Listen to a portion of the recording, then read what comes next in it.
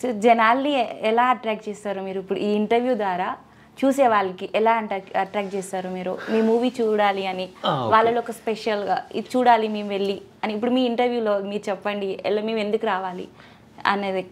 Okay, good question. ఎందుకు రావాలి అంటే నేను ఒక ఆడియన్ అట్ ద సేమ్ టైం ఒక ఆర్టిస్ట్ని.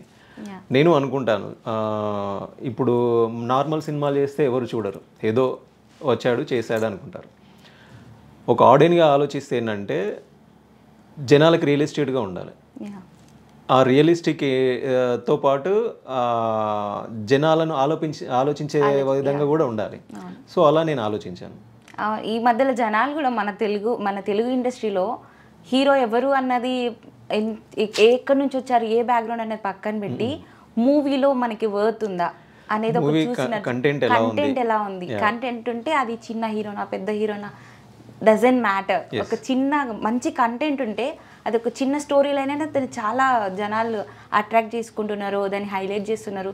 సో ఇప్పుడు మీ మూవీ కూడా అలా ఒక మంచి కంటెంట్ ఉంది, జనాలు దాన్ని అట్రాక్ట్ అవుతారు అండ్ దాన్ని హైలైట్ చేస్తారని మీరు అనుకుంటున్నారా? డెఫినెట్లీ. బికాజ్ ఆఫ్ ఏంటంటే జనాలకు నచ్చే విధంగా అందరూ చేయాలనుకుంటారు. బట్ జనాలు ఏంటంటే ఆలోచించేయాలి, వాళ్ళు కూడా ఆలోచిస్తారు. అరే సినిమా వచ్చిందిరా అనేసి వెళ్తారు.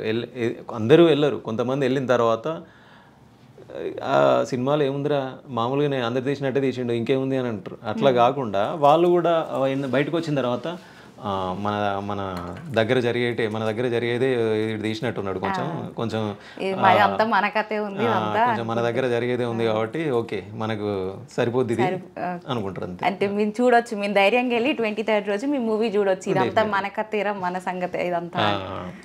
మన చుట్టూ మన పక్కన వాళ్ళు ఇప్పుడు రిలేటివ్స్ అని వీళ్ళంతా ఎలా ఉన్నారో తెలుస్తూ ఉంటుంది. అంటే ఇందాక చెప్పాను కదా, వాళ్ళ అవసరాలు తప్ప ఎవరిని తప్పు పట్టలేము. సో వాళ్ళకు కూడా చూసిన వాళ్ళకి అర్థమవుద్ది, ఓకే ఇది మన పక్కన ఉన్న వాళ్ళ గురించే రా బాబు అనేసి, ఇది మన కోసమే మన కథ ఇది, సో మనం చూడొచ్చు.